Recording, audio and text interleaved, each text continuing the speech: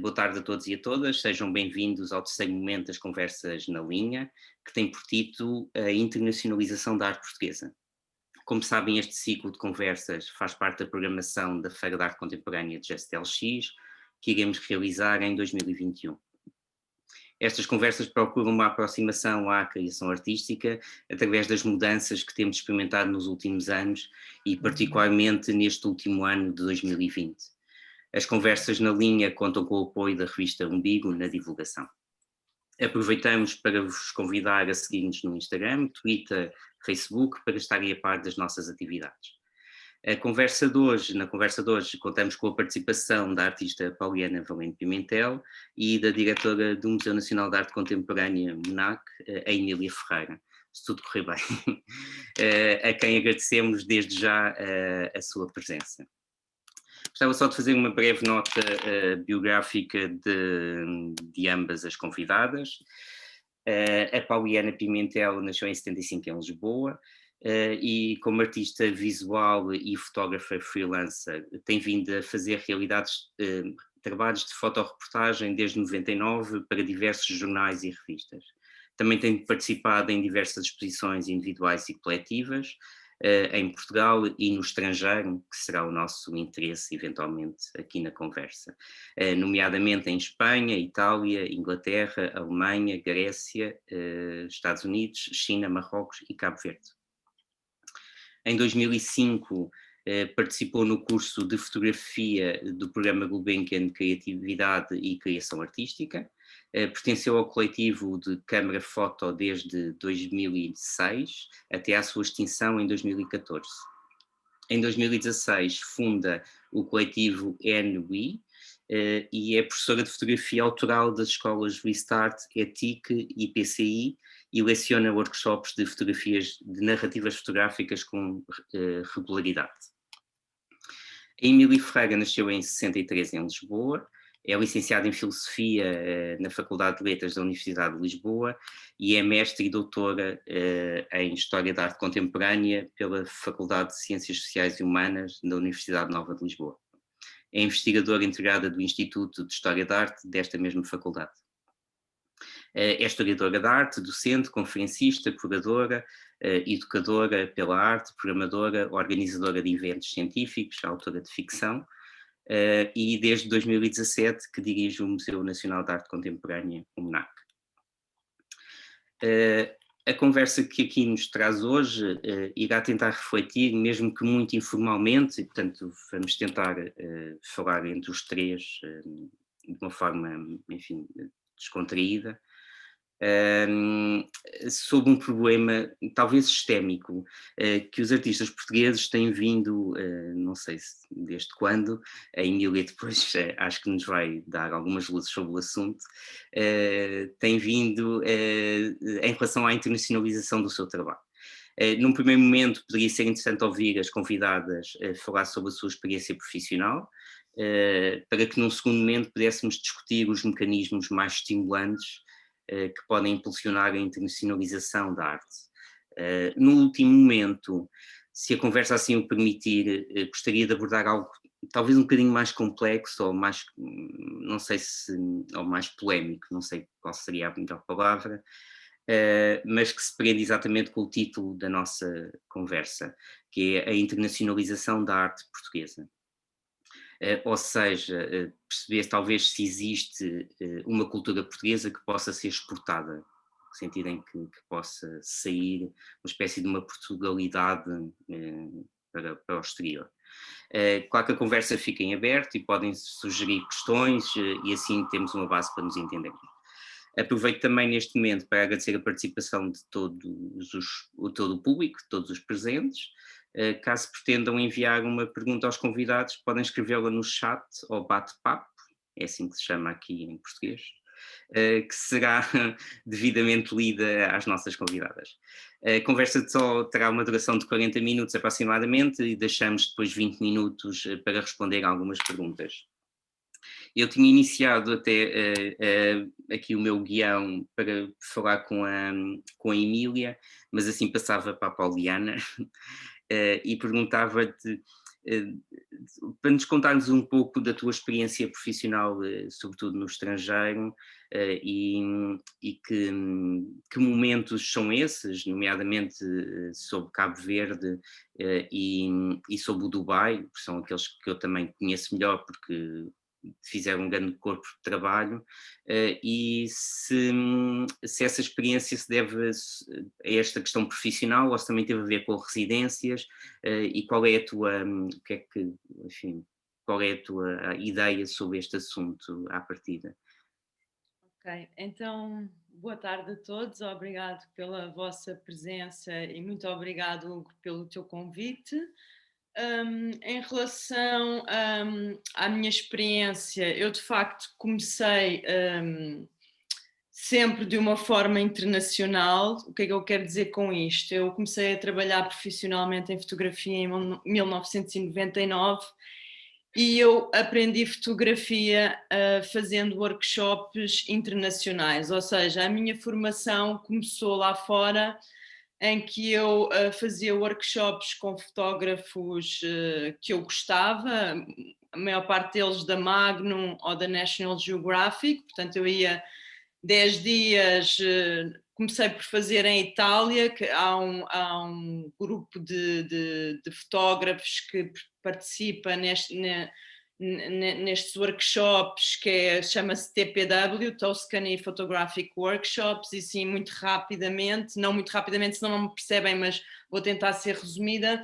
Eu comecei por aprender com nomes como a Amy Arbus, que é filha da Diane Arbus, o David Alan Harvey, que é um grande fotógrafo da Magnum e da National Geographic, e portanto eu comecei por aprender lá fora, porque eu quis beber das experiências dos mestres, daqueles que eu gostava de ser como, não é? E depois, isto foi mais ou menos durante o ano 2000, 2001, 2002, e depois em 2005, como tu disseste, também concorri para o curso da Gulbenkian, até porque a minha formação enquanto universidade, eu era geóloga, eu trabalhava na Faculdade de Ciências, eu fui investigadora, portanto eu vinha de uma área completamente diferente, daí também eu querer aprender rapidamente com os melhores, e depois na Gulbenkian, neste curso,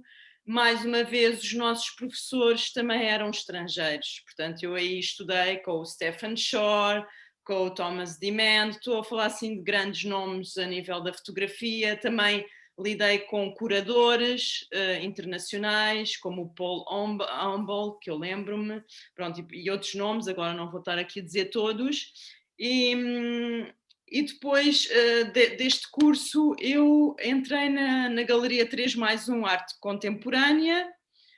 Portanto, foi aí que eu comecei a trabalhar com galerias, em que eu poderia pensar em projetos pessoais e desenvolvê-los autonomamente, com a possibilidade depois de expor numa galeria ou num museu, onde fosse, não é? E mais uma vez aí também eu comecei a fazer projetos lá fora. O primeiro assim grande projeto que eu fiz foi um projeto que eu concorri à Gulbenkian, ou seja, nem havia uma bolsa, eu decidi por mim própria fazer uma candidatura, porque descobri que o Calouste Gulbenkian, o próprio do Calouste, aos 22 anos tinha escrito um livro e tinha feito a sua primeira grande viagem ao Cáucaso, pela Arménia, Geórgia e Azerbaijão, e tinha escrito um livro. E então eu, juntamente com outra artista portuguesa, a Sandra Rocha, que também tinha feito este curso da Gulbenkian, decidimos propor ao diretor da Gulbenkian refazer esta viagem em fotografia, e calhou super bem porque eles queriam fazer um facsímile desse livro, que está escrito em francês, e queriam fazer um facsímile e também uma versão em inglês, e portanto nós chegámos na altura certa. O diretor, que era o Rui Vilar, adorou a ideia e portanto ele financiou não só a viagem, como um livro, que nós queríamos fazer um livro, como tivemos uma exposição no próprio Museu da Gulbenkian, e que foi extraordinário. E, por exemplo, parte desse trabalho, das minhas obras, foram adquiridas pela coleção Novo Banco, na altura Best Photo, a grande coleção de fotografia em Portugal. E, aliás, fizeram uma grande aquisição de algumas dessas minhas obras e de outras coisas antigas.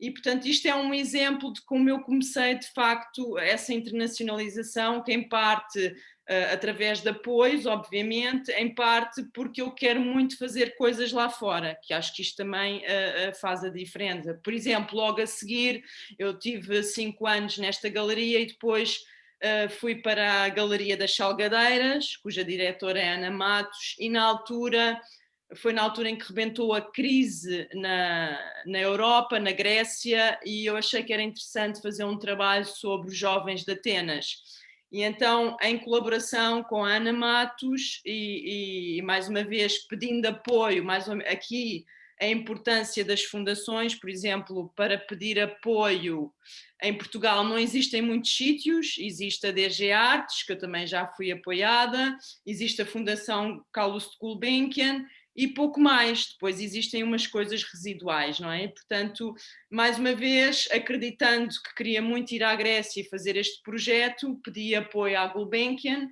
e consegui esse apoio e consegui pelo menos fazer a viagem, fazer o trabalho. E com este trabalho, para além da exposição em Lisboa, eu e a Ana conseguimos também apoio, por exemplo, quem é que também costuma apoiar, que é importante aqui em Portugal? As embaixadas nunca dão muito dinheiro, mas dão um apoio institucional muito importante que abre portas, assim como a Fundação Camões. A Fundação Camões também já me apoiou, não se calhar a nível monetário não é assim tão importante, mas desbloqueia muitas coisas. Por exemplo, com essa exposição, porque eu acho que é importante devolver o trabalho ao sítio que foi feito. Portanto, para mim era importante, para além da exposição que tive aqui em Lisboa, na Galeria Boa Vista, uma galeria municipal, portanto, com o apoio da Câmara, conseguimos levar esta exposição a Atenas, e tivemos a exposição num centro cultural, no Centro Cultural Molina. Eu não sei se me estou a alongar muito, eu posso Não, continuar? sim, está ótimo, porque grande parte do que estás Sim. a referir tem muito a ver com estes mecanismos muito próprios da internacionalização, mas o que é nomeadamente a Gulbenkian, ou seja, os apoios institucionais, a Gulbenkian que teve um programa eu acho que desde a sua fundação, pelo menos do Centro de Arte Moderna, não, até antes, teve de facto das bolsas de estudo no estrangeiro, teve de facto residências artísticas desde Paris, Londres, Nova Iorque, São Paulo, Berlim e atualmente Cali e Beirute, e portanto a Direção-Geral das Artes também tem feito um apoio também de projetos internacionais.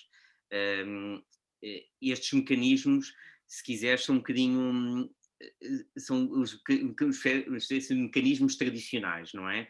A Gulbenkian também fez o projeto que não só daquela escola que tu fizeste o curso da criatividade e criação artística, que é uma escola, que também convidou muitas pessoas de fora a conhecer de facto os artistas portugueses, porque é esse o contacto, e eu perguntava-te agora só para perceber se estes novos meios, sobretudo neste último ano, em que as nossas restrições de viagens estão bastante mais complicadas, não é? Como é que foi para ti pensar nesta ideia de trabalho também exterior, de mostrar o teu trabalho no exterior? Se passou pelas redes sociais, pensando no Facebook, Instagram, Vimeo ou YouTube, não é? Ou por outras, não sei, parcerias de museus, esse tipo de relações, se isso para ti faz algum sentido e se é particularmente importante também. Os mecanismos continuam a ser os mesmos. Há aqui um ponto que eu não referi ainda, que é, por exemplo, a importância do papel dos curadores em projetos internacionais que convidam determinados artistas, no caso de curadores portugueses, que já conhecem o meu trabalho, que de repente têm um projeto novo, que até pode ser uma exposição coletiva, uma temática coletiva, e te convidam para trabalhar sobre, que foi o que aconteceu o ano passado em plena pandemia, quer dizer, o convite já tinha surgido antes, pelo António Pinto Ribeiro, que é um curador, historiador, universitário, e que já trabalhei muitas vezes com ele, mais uma vez conheci-o na Gulbenkian, mas ele tinha um projeto sobre a questão do colonialismo e da Europa, e ele convidou-me para fazer um trabalho e eu quis fazer algo de novo. E, portanto, isto aconteceu em plena pandemia e eu decidi fazer, obviamente, um trabalho aqui em Portugal, nomeadamente em Lisboa, sobre afrodescendentes. E isto tudo para dizer o quê? Que este trabalho está concluído. A ideia é fazer uma exposição em Bruxelas, isto tudo em museus, em Bruxelas, em Marselha e na Gulbenkian, só que foi tudo adiado, ou seja, as datas estão em constante mudança, o trabalho está feito, isto é um trabalho que é um coletivo de vários artistas portugueses, e, portanto, esse trabalho está feito e agora estamos à espera, de facto, de conseguir viajar. Eu não sei se há uma questão aqui curiosa, que muitas vezes estavas a dizer os sítios onde já tive exposições. A maior parte das vezes eu não consigo ir porque não há dinheiro para isso. Muitas vezes é o trabalho a viajar e nós ficamos em casa. Isso acontece muitas vezes. Por exemplo, eu nestes sítios eu não sei se vou conseguir ir, mas pelo menos tive algum apoio para produção. Eu própria depois candidatei-me a uma bolsa também, houve várias bolsas, dada a pandemia, novas bolsas, por exemplo, por parte da Câmara, e outras bolsas, eu consegui uma delas, portanto, de maneira a conseguir fazer este projeto, e portanto nós artistas temos que estar atentos a tudo isso. E há outros convites que surgem, porque são... por exemplo, eu agora fiz parte de um livro que é de um curador alemão, que é New Queer Photography. Ele conheceu o meu trabalho do Kel Pedra, que esteve no Museu Berardo, e ele juntou um conjunto de artistas internacionais que trabalham sobre os aspectos queer.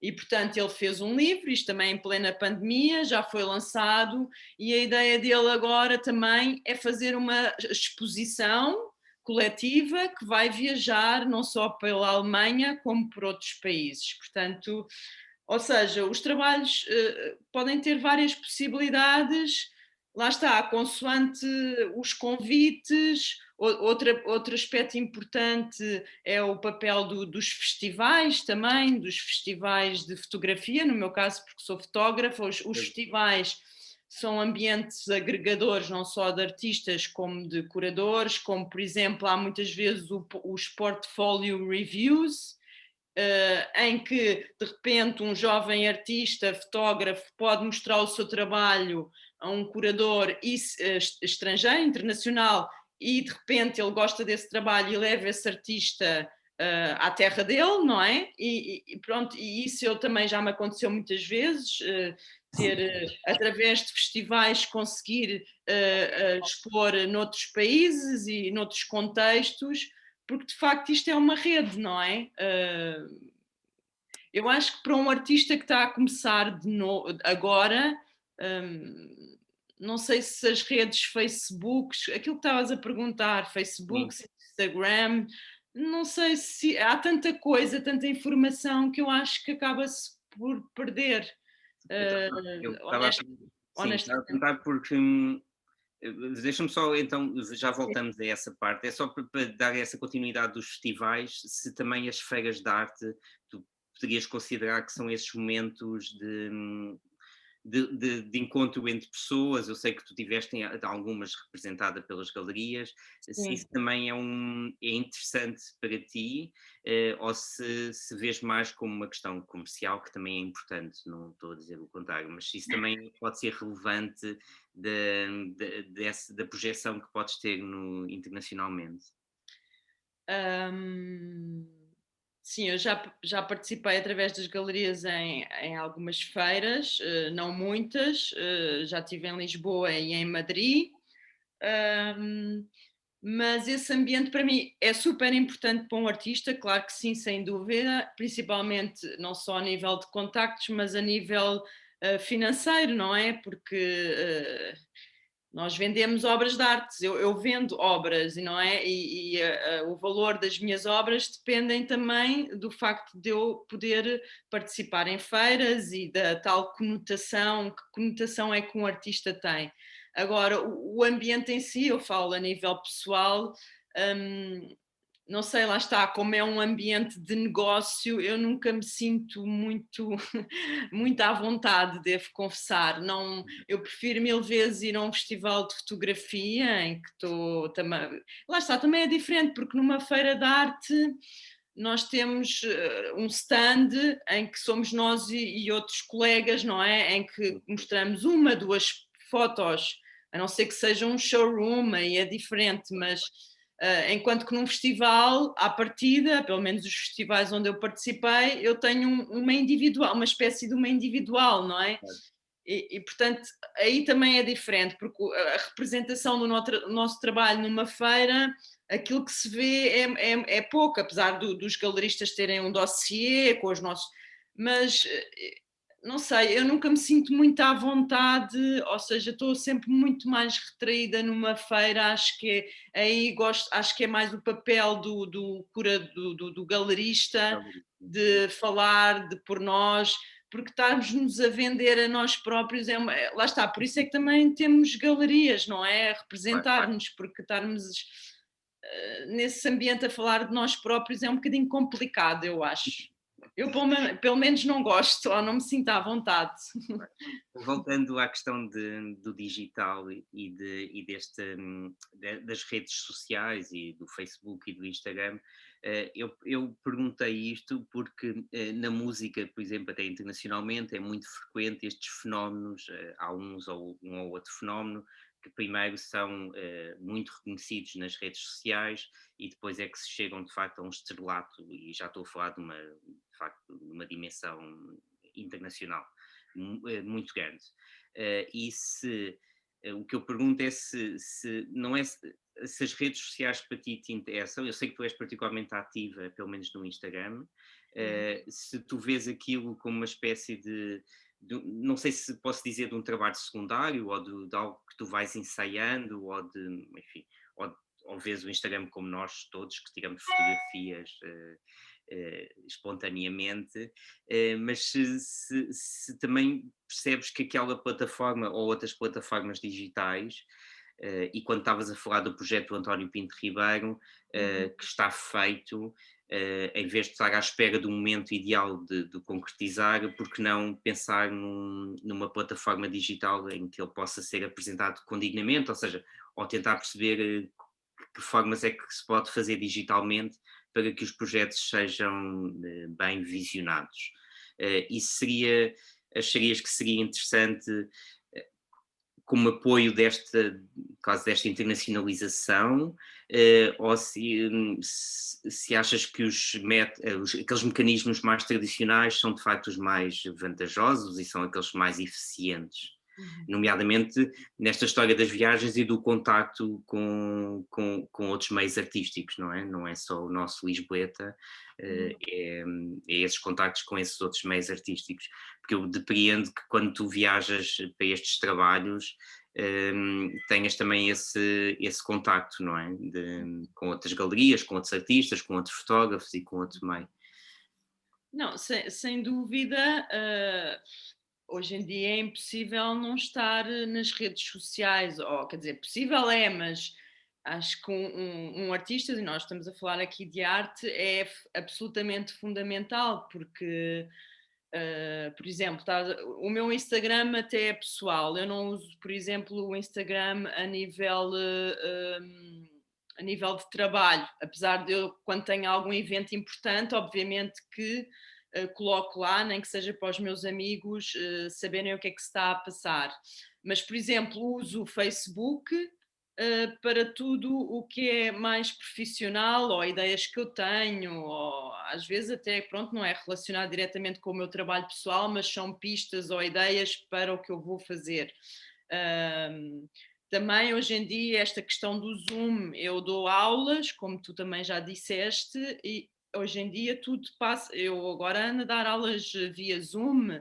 Criei agora também uma mentorship em que vou dar aulas a alunos internacionais e nacionais via Zoom, porque o que é que estas redes agora permitem-te dar aulas a qualquer pessoa no mundo, não é? E que querem aprender contigo, não se podem deslocar, e isto está a funcionar super bem.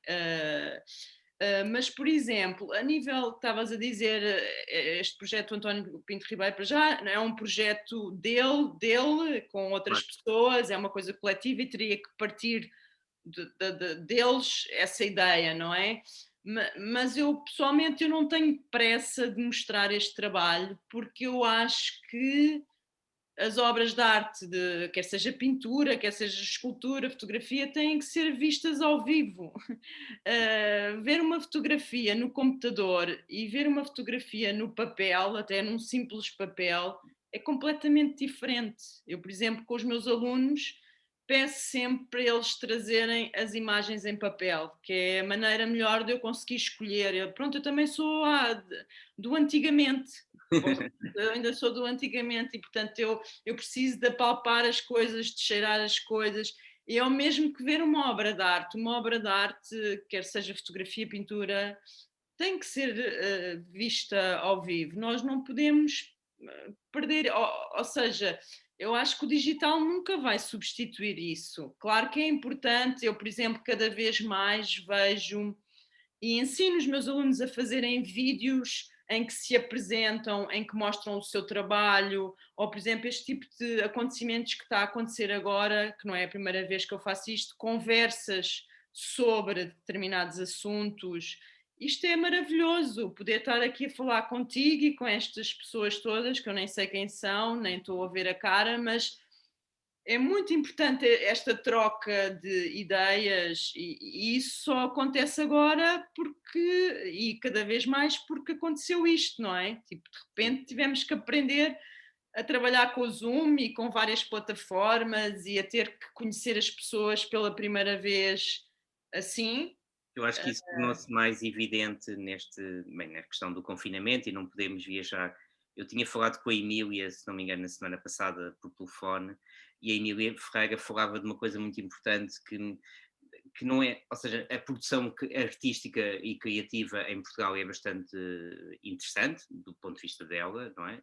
Se é que ela ainda vai chegar para nos poder dizer isso, mas o que ela dizia é que a certa altura poderia faltar era uma espécie de comunicação e divulgação dos trabalhos que os artistas, dos trabalhos que os artistas estavam a desenvolver. E depende quando falas nisto do Zoom e destas conversas e destes, ou seja, é um pouco também para comunicarmos o que é que cada artista está a fazer e dar a conhecer, ou seja, quase expor de facto de uma forma mais dinâmica, não é? E eu acho que isso é muito importante, não só a produção artística ser interessante e ser boa e de qualidade, mas também a forma como ela é exposta. Por isso é que eu questionava sobre o Instagram e o Facebook e as redes digitais, porque eu acho que elas não vêm substituir a obra de arte ao vivo. Sim, sim.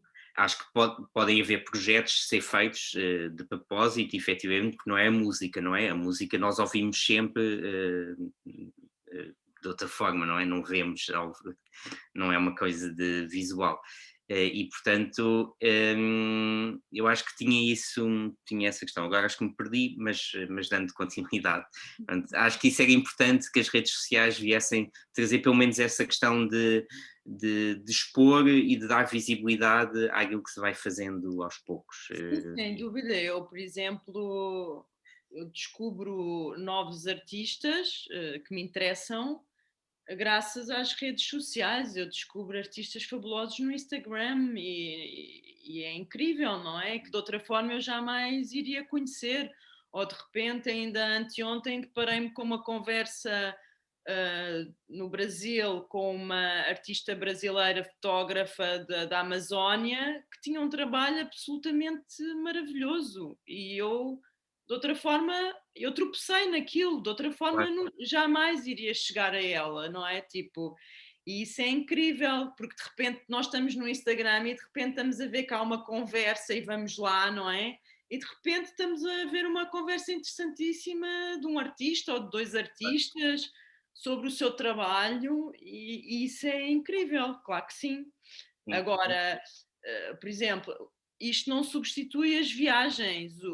Por exemplo, o meu trabalho é muito de estar com as pessoas. Eu também, o ano passado, fiz outro projeto durante a pandemia. Eu fui fotografar ciganos no Algarve e por acaso até tive sorte porque aquilo foi entre o fim do primeiro confinamento e o verão, portanto foi ali, quer dizer, foi depois do verão. Eu fui para o Algarve, fiz este trabalho em outubro, vê lá. E para mim até foi complicada aquela questão de tipo, uso máscara, não uso máscara, o que é que eu vou, como é que eu vou lidar, mas quer dizer, o meu tipo de trabalho vive muito em intimidade e eu precisava de estar como eles, portanto eu decidi não ter máscara e decidi, e foi, foi arriscado, mas ainda bem que o fiz e fiz e isto vai estar exposto agora daqui a um ano e, e lá está, a pandemia não é impedimento, claro que é mais difícil, se somos obrigados a estar em casa, não há nada a fazer, mas eu tive vários projetos internacionais que foram adiados, que eu não, pronto, e que já foram adiados várias vezes e portanto hoje em dia contar com o futuro é muito complicado, não é? É tipo o dia a dia, daqui a um mês e logo se vê, não é? Daqui a dois, mas por isso temos que arranjar sistemas alternativos, não é? E de facto, estas conversas, o poder ouvir um artista num Zoom, ou saber sobre um determinado trabalho, ou poder, por exemplo, visitar um museu via internet, não é a mesma coisa, mas Sim. é melhor que nada, não é?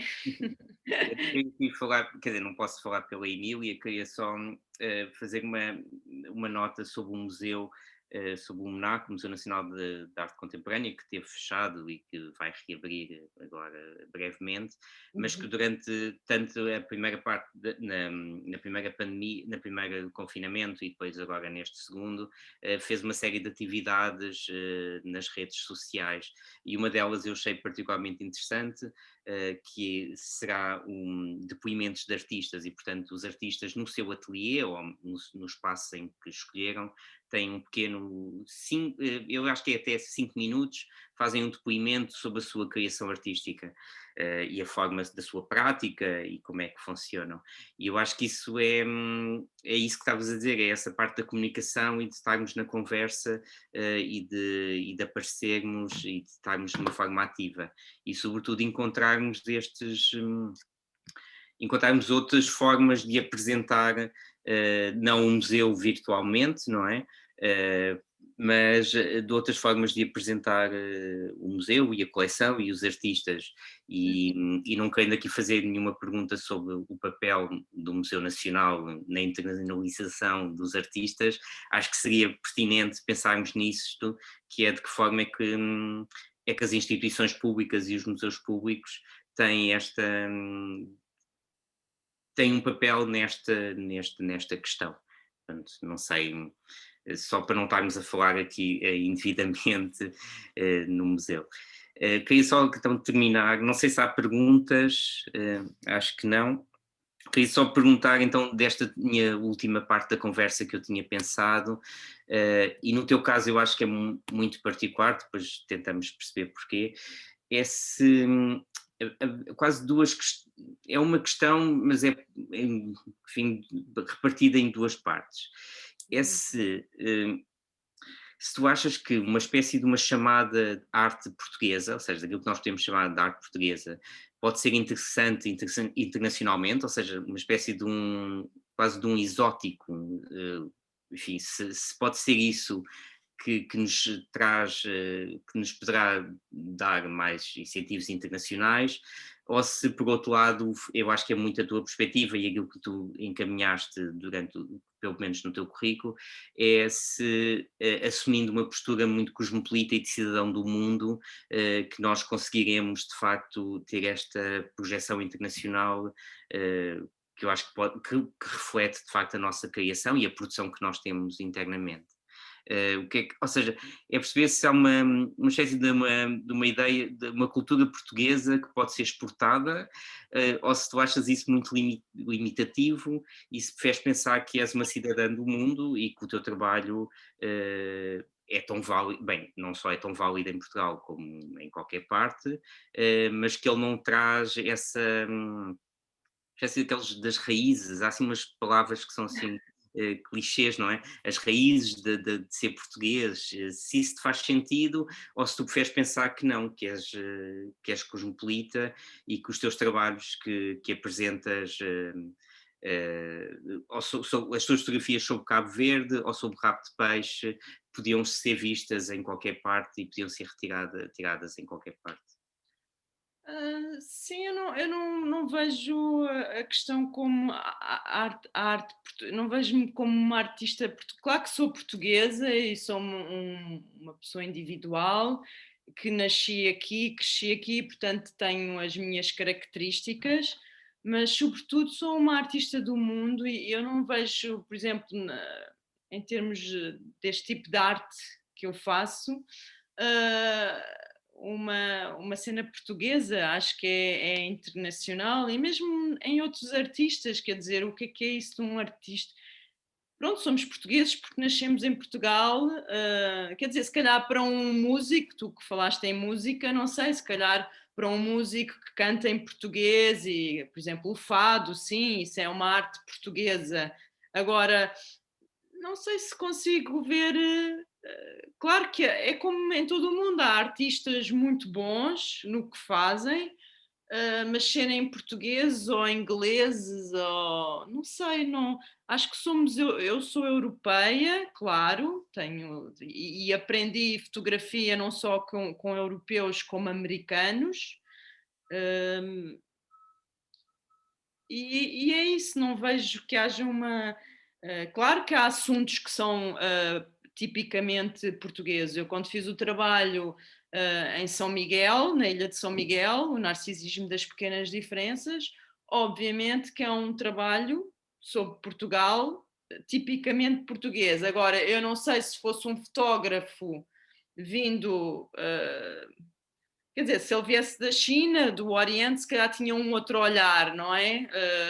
Porque aí sim acredito que um olhar europeu seja diferente de um olhar africano ou de um olhar asiático, mas não sei se convidassem um fotógrafo inglês, a única diferença é que ele não fala português, portanto é mais difícil entrar dentro da intimidade das pessoas.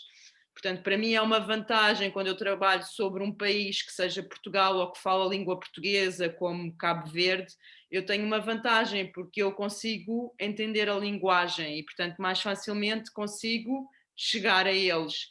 Mas, sinceramente, não vejo isso como uma arte, o que eu faço seja uma arte Eu portuguesa. também Eu não, não. por isso é que estava assim a questionar. Sim, sim. Porque dá a ideia que o que os artistas portugueses mais exportam, se é que se pode usar esta expressão, é de facto esta ideia quase do Galo de Barcelos, não é? Do ser português. Nomeadamente na música, isso é muito evidente. E isso a mim, não sei se me parece interessante ou não, ou se parece mais interessante a tua perspectiva de estares e estás a fazer o teu trabalho. Isto levava-nos aqui a uma pergunta da Maria João Secaval, que tinha a ver com o narcisismo das pequenas diferenças, e ela pergunta como é que construíste o projeto, e Uhum. pergunta também quais são os estímulos para criar os teus projetos. se calhar juntavas as duas e tentavas responder à Maria João.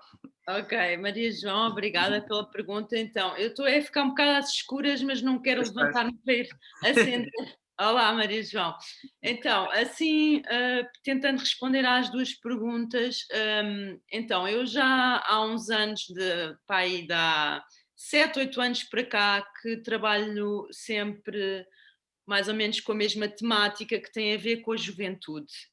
Sendo que a juventude em diferentes países, com diferentes contextos, mas é uma temática que eu tenho vindo a perseguir, entre aspas.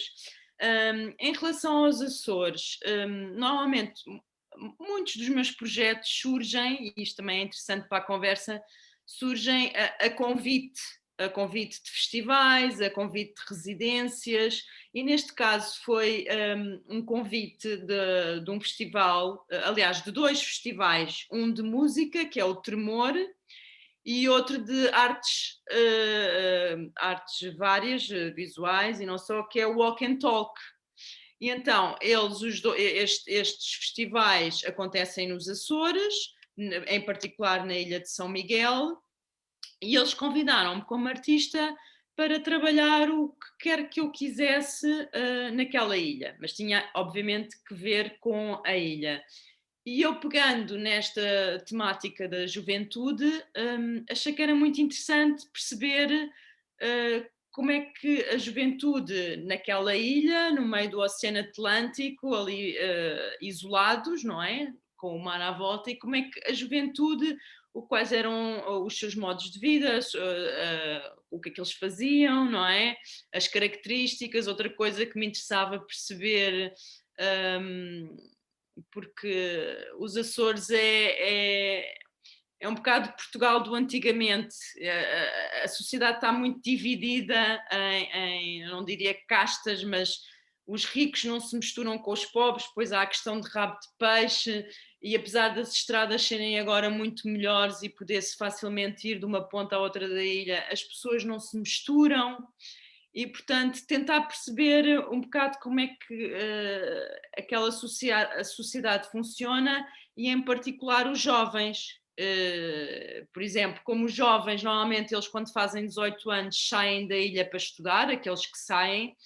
Eu fotografei menores de idade, fotografei os jovens com idades inferiores aos 18 anos, e, portanto, tive toda a questão da autorização da família, e o meu trabalho vive muito de ganhar confiança, viver, ir para a casa deles, viver a intimidade, e basicamente os meus trabalhos são bastante sociais em geral, e de alguma forma políticos também. Eu acho que é importante, no meu caso, refletir os dias de hoje, a sociedade em que vivemos e algumas problemáticas.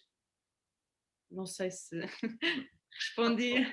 Posso só pedir para acenderes a luz e assim É ficar. isso, é que eu estou a ficar cada vez mais. Daqui a nada parece que estou.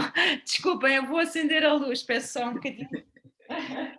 Vai falando, Hugo. Não, queria te perguntar sobre este projeto, porque já nos desviávamos da conversa da internacionalização, mas pareceu muito particular. Eu vi o projeto, vi a apresentação em Rabo de Peixe, eu acho que foi a primeira apresentação do projeto, foi um slideshow com alguém a tocar saxofone, um músico a tocar saxofone. Foi isso, não foi? Saxofone. Foi a segunda apresentação, ou seja, a primeira apresentação eu fiz na Galeria Fonseca Macedo, Tá bem, eu não assisti. também era uma co-produtora deste projeto.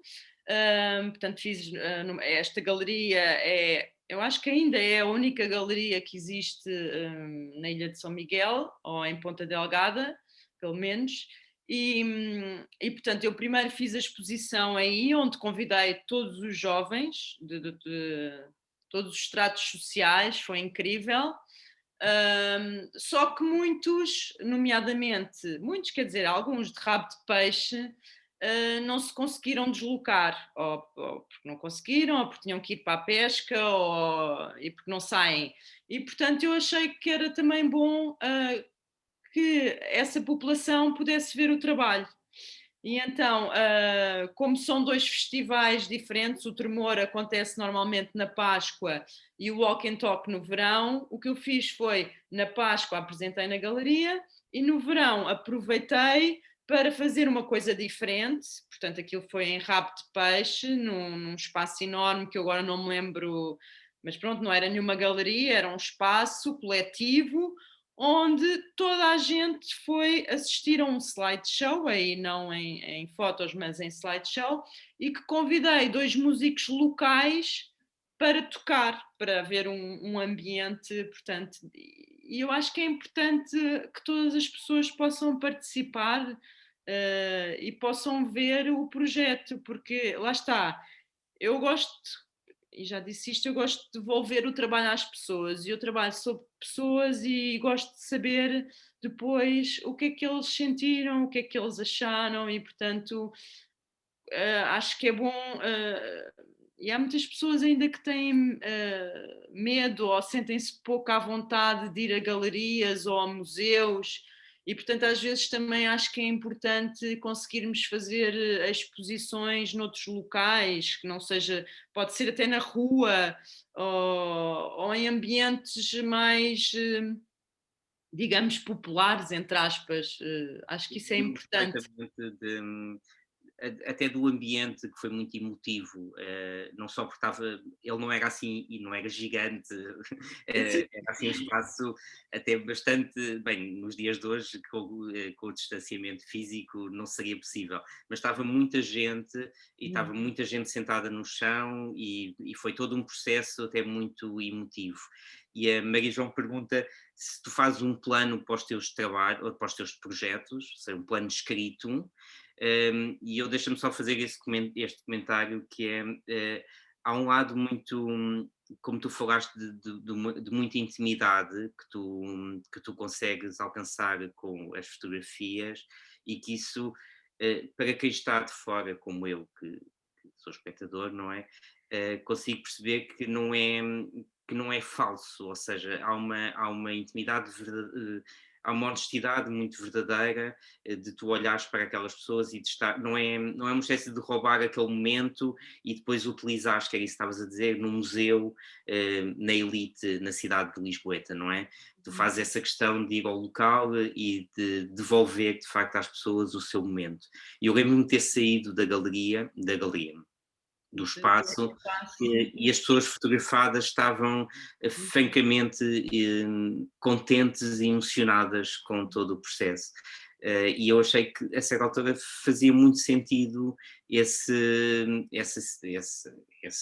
metodologia ou esse trabalho e que pensei que exatamente acho que é muito difícil ter sido escrito, ou seja, ter sido planeado no limite, agora vou fotografar isto, aquilo e aquilo, e portanto eu acho que é muito mais um trabalho emocional e sensível, mas dir-me-ás se é certo. Quer dizer, há sempre uma preparação, ou seja, eu quando me proponho fotografar os jovens açorianos daquela ilha, é assim uma grande proposta, apesar de ser uma ilha, mas e então eu faço sempre pesquisa, leio livros sobre, vejo filmes, por exemplo, eu lembro-me que vi um filme do Joaquim Pinto sobre o rabo de peixe, eu pedi-lhe o filme porque não estava disponível, e esse filme foi absolutamente fundamental, porque foi nesse filme que eu vi umas festas que eles têm, que é as despensas, onde os pescadores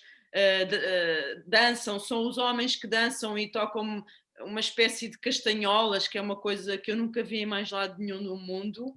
E portanto eu apercebi-me que essa festa era muito importante e foi a maneira que eu tive de conseguir, porque durante essa festa eles cozinham e oferecem comida a toda a gente que passa na rua, convidam para entrar, ou seja, é um momento de partilha e de abertura e portanto foi absolutamente fundamental eu ter estado nessa festa porque foi aí que eu ganhei a confiança deles, porque de facto uma pessoa não pode chegar a um sítio, ou pelo menos eu não faço isso, ai que giro, e começar a fotografar tipo a aldeia dos macaquinhos e ir embora, portanto é preciso conhecer Ia-te as perguntar, tradições, o que é que acontece, quais são os hábitos, e portanto eu, por exemplo, fui além dessa pesquisa que eu fiz antes, também as primeiras vezes que eu fui aos Açores, porque eu fui mais que uma vez, a primeira vez que eu fui fazer reperagem, eu nem fotografei. Eu basicamente o que fiz foi identificar as zonas da ilha onde havia mais jovens, conhecer alguns deles, perceber quais eram os sítios que me interessavam e de facto aí há um estudo prévio, mas depois, como tu também bem disseste, Hugo, depois claro que é tudo uma questão de química e dinâmica, porque depois um jovem puxa o outro, uma família puxa a outra, e portanto depois tudo tem a ver, lá está, com as redes que se criam, as ligações e O contacto que tu tens com os fotografados é sem máquina fotográfica, é um contacto pessoal. sim, sim, sim. Bom, para quem não conhece o meu trabalho, eu fotografo em película ainda, pelo menos os meus projetos pessoais, em médio formato, e portanto eu fotografo pouco. Eu vejo, falo, estou e só fotografo realmente quando eles esquecem que eu estou ali quase, ou quando já há ali uma harmonia e normalmente, por exemplo, nos retratos é sempre uma coisa feita de eu para eles e deles para mim. É sempre uma colaboração. E eu acho que isso depois sente-se nas imagens. Pronto, Bem, isto. desviámos-nos da nossa conversa, mas já agora a Maria João pergunta só quanto tempo é que demorou este projeto de Rabo de Peixe? Se é que Hum, mais. Feliz ou infelizmente demora sempre menos tempo do que eu gostaria, mas ao mesmo tempo isso obriga as coisas a acontecerem. Ou seja, eu hoje em dia, lá está, se eu tivesse a começar agora a trabalhar, a fotografar, iria ser mais complicado. Portanto, eu já fiz muitas viagens, já fiz muitos projetos e, portanto, já sei o que eu quero, entre aspas. Mas, por exemplo, neste caso específico, a primeira vez fui lá 10 dias em que quase não fotografei e depois fui mais duas vezes, uma para aí uns 15 dias, 2 semanas e a outra vez 3 semanas. Não é muito tempo, também estamos a falar de uma ilha, não é? E eu já ia bem, já sabia bem o que eu queria, mas quer dizer, se eu tivesse que fotografar os jovens em Lisboa ou numa grande cidade, era diferente, não é? Depois cada projeto, mas por exemplo, essa pergunta até é interessante porque há muitas residências, por exemplo, eu quando fui para Cabo Verde, a residência era de 10 dias, acho eu, ou 12, vá.